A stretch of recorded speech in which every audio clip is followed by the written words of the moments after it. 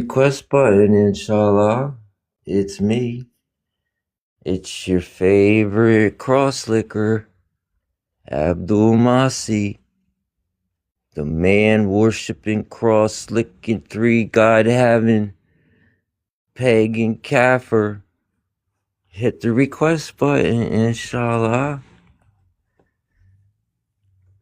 Which one of Allah's slaves wants to come up and take the 3-minute challenge? Yo, What's up, man? what's good with you? What you been up to? Nah, nothing, man. Just chilling. What you been up to? Same thing, man. Are you a Jew or a Crusade? Which one? Does it matter? So I can know how to, have a dialogue with you. Oh, so you're dependent on my religion.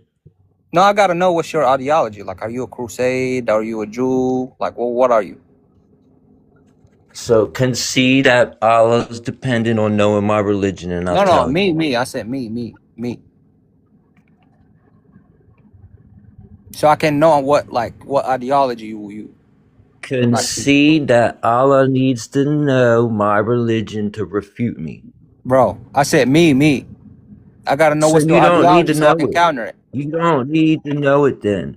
I do, so I can counter it. Like, what do you believe in? Nope. Are you ashamed of it? Nope. Are you ashamed of your ideology, man? You're supposed to stand what you believe in. Refute me as an academic. You should stand what you believe in, man. Yeah, refute me as an academic. Why are you afraid? I'll even let you pick how I prove it to you. How about that? No. Why are you afraid? Yeah, Like me, if you ask me, I'm a Muslim and I'm proud. I can use the definition of worship. I can use your 5 pillars. I can use a couple of hadiths. Bro, I gotta know who I'm speaking to. You're speaking to the son of Yaqub. Yes. What's your ideology? So I can know how to counter it. Are you ashamed of it, bro? You already conceded Allah's dependent. My man, Hunter Grant, come on up. You're always welcome here. Servant of the merciful. Did you leave? I know you didn't leave.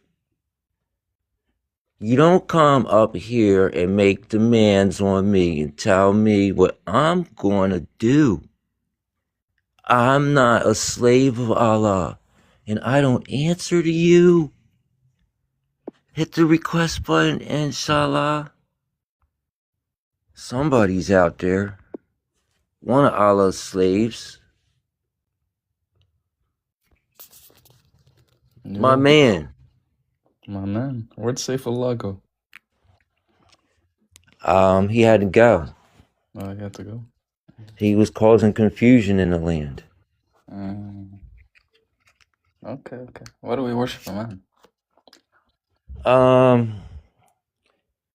I can use the definition of worship. I can use your 5 pillars. I can't use the hadith because Let's go by the definition. You don't accept Bukhari. Okay, definition. Worship is an act of showing profound love, adoration, and extreme respect for something. That's it? Just extreme love? Yeah. I can't. Worship is the act of showing profound love, adoration, and extreme respect to something. So showing respect is worshiping? Yeah, so in chapter 48, verse 8 through 9, Allah tells you to honor and respect Muhammad. And Muhammad was only sent so you can believe in Allah. So you can't even believe in Allah without Muhammad. So, son of Yaqub, can I ask, where'd you get the definition the definition for worship? Where is that definition from? I think it's from Webster. Webster? What's that? Yeah. They have an English dictionary.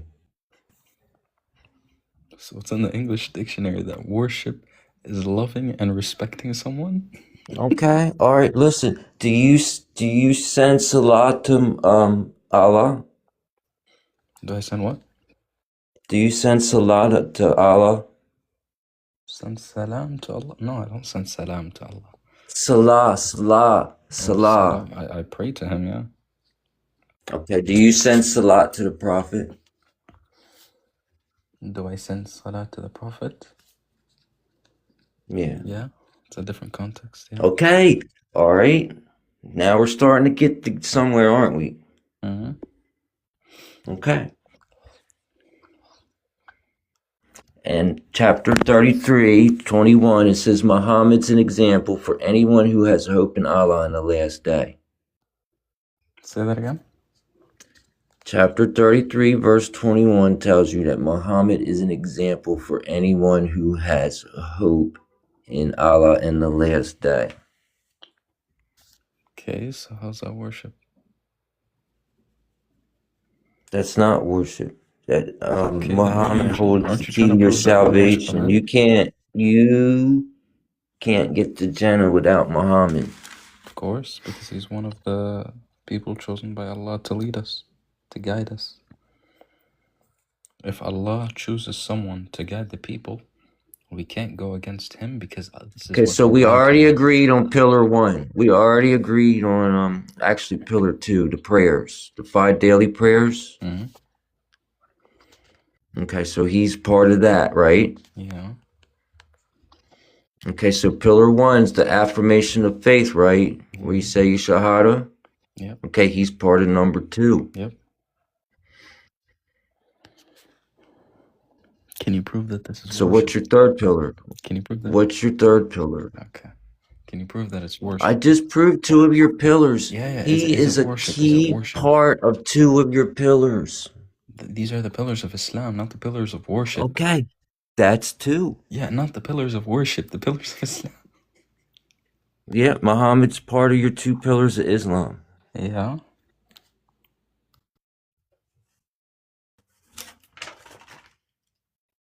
What's your third pillar? There's fast. There's zakat. Yeah, there's zakat. Shahada and salah. You have Saum, Okay, so zakat, and hajj.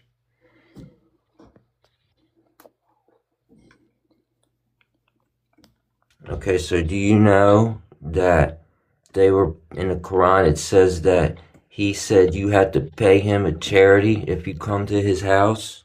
That it's better for you. Yeah, this was okay. Well, it was abrogated when?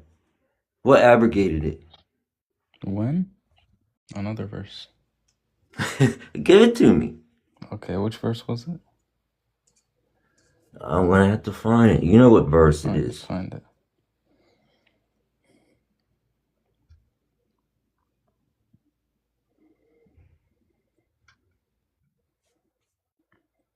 You go through your list. Oh, you have believed when you privately consult the messenger, present before your consultation the charity. That is better for you and pure, but if you find not to, then indeed Allah is forgiven. Which verse? Chapter 58, verse 12. So Muhammad was making them pay him zakat.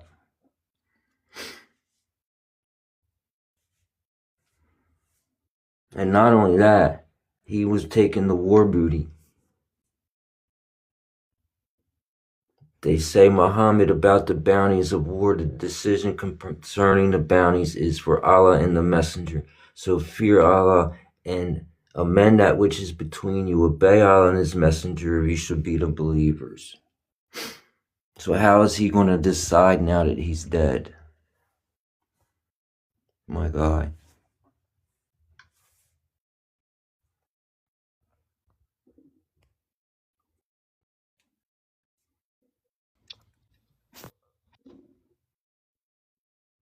So you don't have an answer.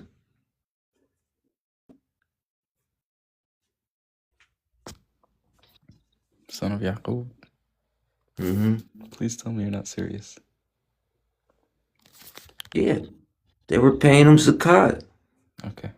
Number 1. The ayah says to pay charity. It doesn't say to pay it to him. That's number one. Okay. Number two. Okay, the act of going in to see him is what determines what the charity is. So once they go in the room, they have to pay him. No, if you want. Read it Yeah. again. Read it. Word for word. Had they not visited the prophet, would they have to give that charity?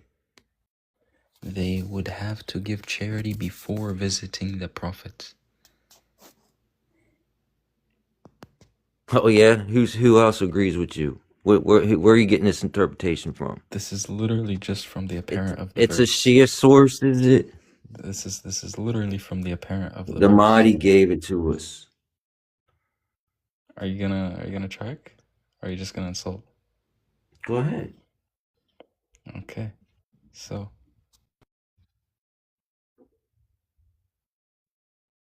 make my screen big because yours is blurry as hell. I mean, you know the verse. Oh, you who have believed. When you privately consult the messenger, present before your consultation a charity that is better for you and pure. Make my screen big. Okay. When you consult the messenger privately, give something in charity before your consultation. Why are you putting stress on that word? Because before is literally what I'm talking about. Okay. So you can't even talk to him unless you pay some money. You just proved my point. This is number one. Number two. Thank you. Number two. Wait, hold on. You can't talk. Okay. Make your screen big. Make my screen big again. You said you don't like my interpretation? You don't like this interpretation? No, because you already messed up. Because Allah subhanahu wa ta'ala says, if you lack the means, then Allah is truly all forgiving, most merciful.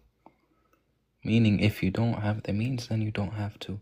Number two, the verse right after it. This is what you still have to pay because the next verse says, "Have you feared to present before your consultation charities? We believe. Then when you do not, and Allah has forgiven you, establish prayer, and you still got to give zakat and obey Allah and His Messenger, anyways. And Allah knows what you're doing. He's all aware. He knows. You still have to pay zakat. It's still one of the pillars. Okay. So you gotta pay. Can I explain? When you talk to him, and then you gotta pay when you don't give him any money. We're not giving him the money. Where are you getting that we're giving him the money? All right.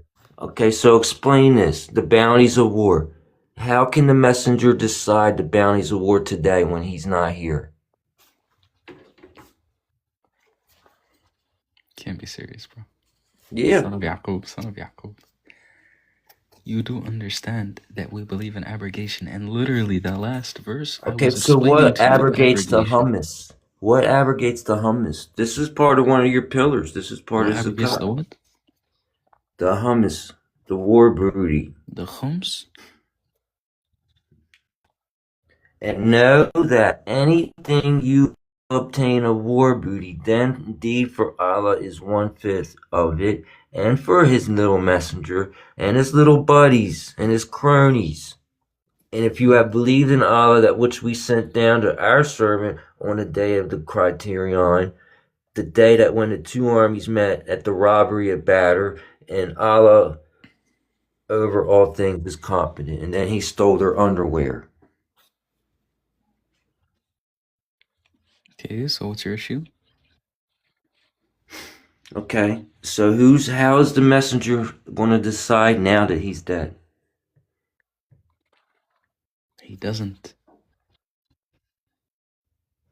They ask you about the bounty, say, the decision concerning the bounties is for Allah and his messenger, so fear Allah and amend that which is between you and obey Allah and his messenger, if you should believe. So actually it is up to the messenger. Okay. Because we can't talk to Allah. During his lifetime, right? Okay, so how does this apply today? Because this is during his lifetime. Okay, so you can't be serious, son. Please. Is 1/5 of the booty been abrogated? Do you still have to give this 1/5? Huh? Do you still have to give this 1/5? 1/5 of what? Of the war booty. Okay, which ayah is it? It's chapter 8, verse 41. And quit playing these stupid little taqiyah games. My guy. You know what the verse says, and you know what the other verse says. One verse says Allah gets 1/5. The other verse says Allah and His Messenger decide when and where and how it's distributed. So, now that the messenger's gone, how do we distribute the war booties now? Wait, hold on. This is talking about khums. That's what I said. Yeah, I don't understand when you're saying khums. I think you're saying hummus, bro. No, it's khums. Yeah, we still believe in this. Okay, so how is it decided now? How is it decided now? Yeah, by his close relatives, as the verse literally says. Okay, so the Mahdi's deciding then? No. We give, for example, within our belief, my belief, right? We give it to the Sayyids. Okay, so who decides where it goes? Us. When we're talking about the khums. The verse says Allah and His Messenger. It don't say us. Yeah, Allah and His Messenger said where it goes, and we give it to the Sayyids, who are the people mentioned in this verse. Okay, so give me the verse where the messenger is giving it to the Sayyids and saying that you can do that. Give me the verse. Literally the one you brought. The same one. It says Allah and His Messenger. Put it back up. It's chapter 8, verse 41. Quit playing. Put it up. You Shias play too many games. Make me big. You play way too many games. I'm not playing any games. Hold on. This is not loading. There we go. Allah and the Messenger, His close relatives, orphans, the poor, and needy travelers. So these are the people. These are the people who Allah and His Messenger have ordained. Okay. Or specifically Allah. There. Okay, so chapter 8, verse 1 says Him and Allah decide. And Him and Allah have decided this. Alaykum as-salam, Muhammad. No, they decide where the spoils go. They say you don't need to worry about this. In the verse. You don't need. Listen, my guy. I'm gonna tell it to you. It's right here. Allah says it Himself. Make your screen big. Okay.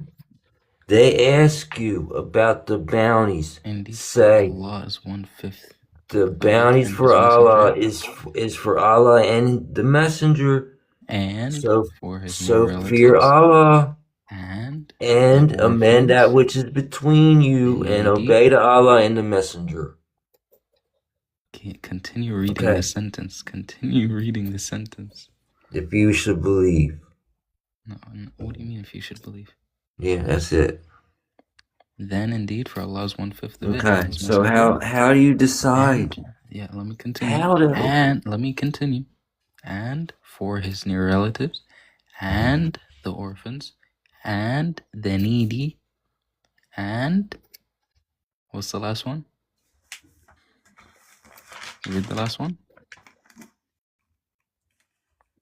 So, read the last one. Okay, so how do you decide, my friend? How did you decide? Allah decides. Yeah, this is literally what I'm reading the verse. This is Allah. This is Allah deciding. Oh yeah, that's who's doing it. What else? The Quran, in our paradigm, the Quran is the word of Allah. So this is Allah deciding it.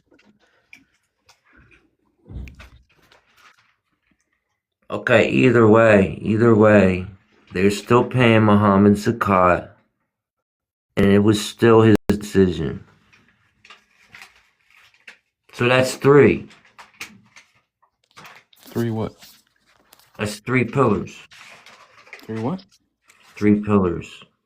3 pillars? Yeah, pillar 1, you send salah to Muhammad. You send salah to Allah. It's your first. Your other pillars, your affirmation of faith with Allah and Muhammad. Okay, you still haven't told me how that's worship. Okay, there's another way we can tell then. That is worship? Yeah, no, there's an academic way. Academic way to prove that it's worship? Equating the leader to God, treating the leader's command as identical to the divine law.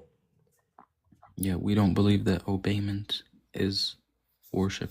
Obey Allah, the messenger, and those in authority. Yeah, we don't believe that obeyment is worship. He who has obeyed the messenger has obeyed Allah, but those who turn away, we have sent you as a guardian. He who has obeyed the messenger has obeyed Allah. Meaning, because Allah has ordained that the messenger must be followed, then in obeying the messenger, we are obeying Allah. We are obeying Allah's command. If Allah did not command us to follow him, then we would not.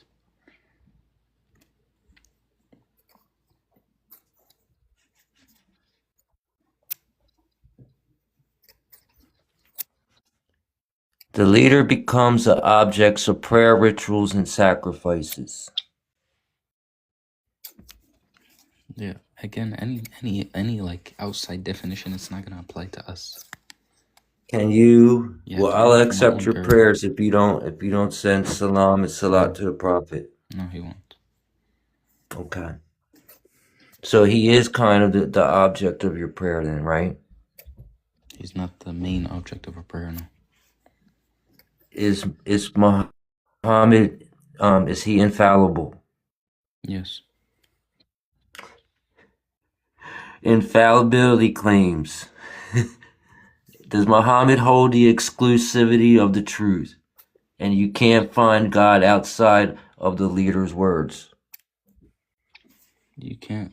No, we have many prophets. We have imams as well. So you worship them too then? No, we don't worship them. Wait a minute. Hold on. Let's use this for the imams. Treating the imams' command as identical to divine law. Yeah, and I already explained to you, obeyment is not worship. The leader becomes the objects of prayer, rituals, and sacrifices. Again, like I told you, these definitions that you're bringing out of nowhere, they're not gonna apply to us. All right, we have our own definitions about these things. You bring. Can you be a Shia without saying Ali in your Shahada? Can you be a Shia without saying Ali's his vice regent in your Shahada? No. So Ali's part of this too, man. You might worship a bunch of men. Okay. Infallibility claims. Is Ali fallible? What's the first phrase in the Shahada? Is Ali infallible? Son, what's the first phrase in the Shahada? Is Ali infallible? Yes, he is. What's the first phrase in the Shahada? You might worship a bunch of men. You say that Christians worship men. That's like 3 people. What's the first phrase in the Shahada? That's Allah, that's Ali, and that's Muhammad. Oh, and the Imams. What's the first phrase in the Shahada? You got 15 gods. You got 15 gods. Son, what's the first phrase in the Shahada? Exclusivity of the truth. You can't find God outside of the Imam's words. What's the first phrase in the Shahada? Answer the question. Answer the question. You can't find God outside of the Imam's words, yes or no? Outside of the Imam's words, yes, you can. Ashhadu anna Jesus huwa. Ashhadu an la ilaha illallah. Okay. Suspension of morality. We don't go on to say Ashhadu an la ilaha illa Muhammad wa li'adhu billah. We don't say this. No, we say Ashhadu anna Muhammadan Rasulullah. God. And Ali what? God, and Ali Allah. What? And Ali is the vice-regent of Allah. And Ali's what? Ali and Waliullah. Okay. Okay. So you can't. So you worship Ali too. How is it worship? That's your Trinity. How is it worship? That's your Trinity. How is it worship? Is Ali infallible? Yes. How is Ali all-knowing? No. Is Allah infallible? And okay, yeah, sure. Is Allah infallible? Yes, sure. Is Allah all-knowing? Yes. There you go. You worship like 15 men, my guy. He does. It's okay to look. Next time.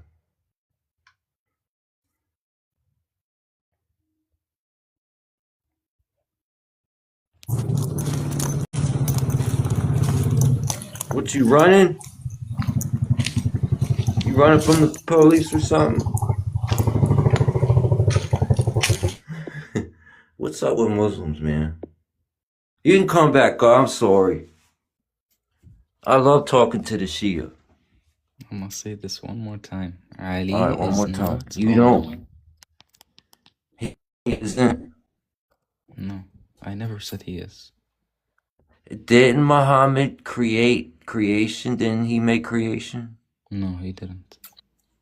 So Allah didn't make Muhammad, and Muhammad made creation.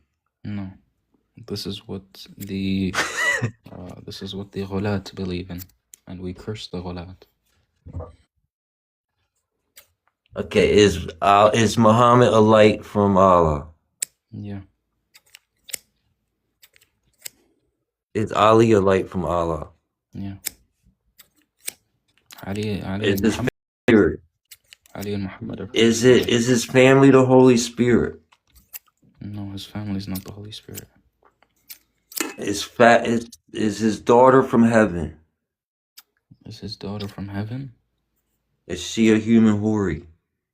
Yeah, she's a human houri. Okay, so by that definition, then his grandchildren are from heaven too.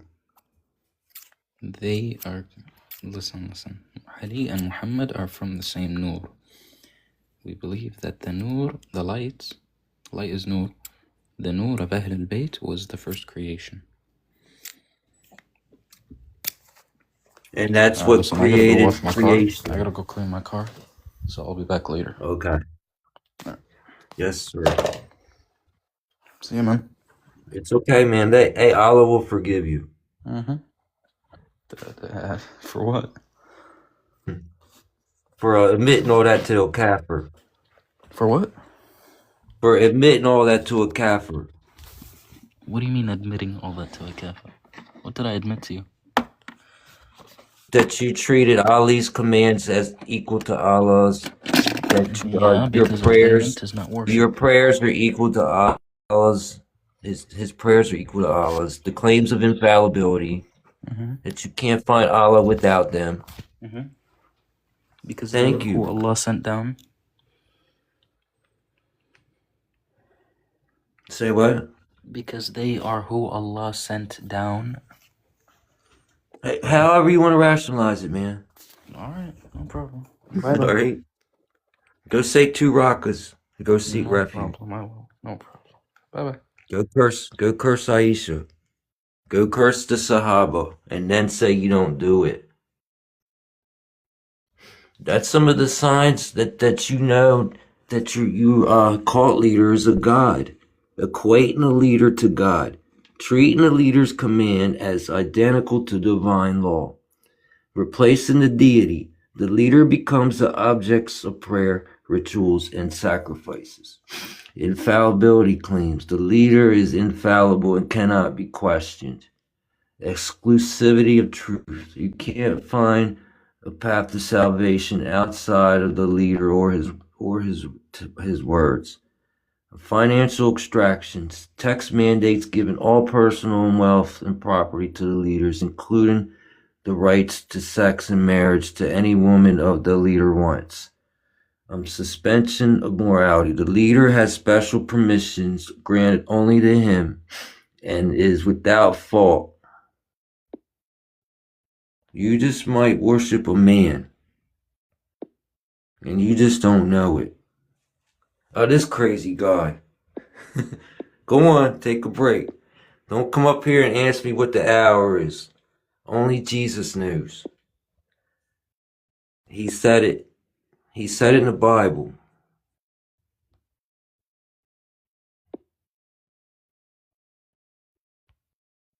Jesus said he's not going to come back until they build the temple in Jerusalem. You can't come up here, my guy. You're just going to act crazy and go full Muslim and cause confusion in the land. Okay? Worship is the act of showing profound love.